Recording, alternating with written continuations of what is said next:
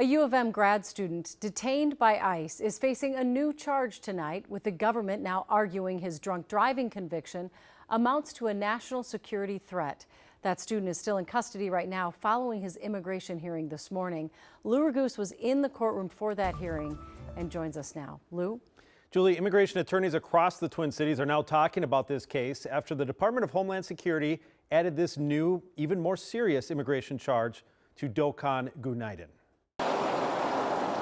At a bond hearing in immigration court at Fort Snelling this morning, the attorney for detained U of M international student Dokkan Guniden told the judge he now faces a charge that is typically reserved for terrorists.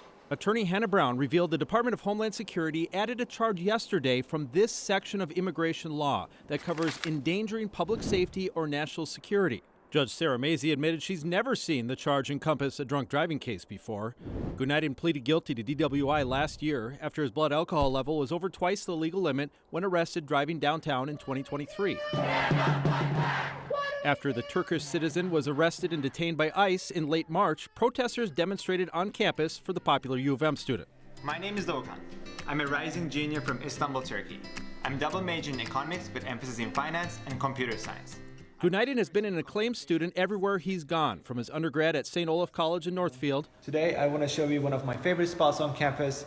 To being selected to give a youth version of a TED Talk. Today, I want to talk about education. To his selection as a STEM MBA candidate at the University of Minnesota's Carlson School of Management. Guniden's attorney is fighting to restore his student status and secure his release, something that's not allowed for detainees facing the national security immigration charge. Judge Mazie agreed to hold what's called a Joseph hearing in immigration court on Friday, in which Guniden will testify, and she can determine whether his release will be possible. Now, a couple points to emphasize. Even if the judge does not agree with that most serious charge, that doesn't mean that Guniden will be released. Immigration attorneys tell me that judges often do deny bond on the basis of a DWI. And now the reason this case is getting so much attention now in the legal community is that they wonder how broadly the U.S. government plans to apply this national security charge to people with various immigration statuses in order to try to deport them as well. Well, there's so many questions around this case, and part of the reason is because the documents that are normally public in these type of immigration cases are not, correct? Well, they'd be public like in a criminal case that we charge, but in an immigration case, we don't get like a list of the charges that we can go down to the courthouse and get.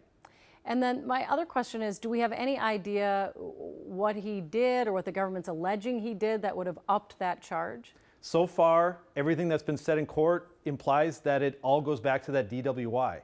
And his blood alcohol was twice the legal limit. He did not stop for police right away, but there's nothing else really that escalates it that we know of, unless there's something that the government has not revealed yet.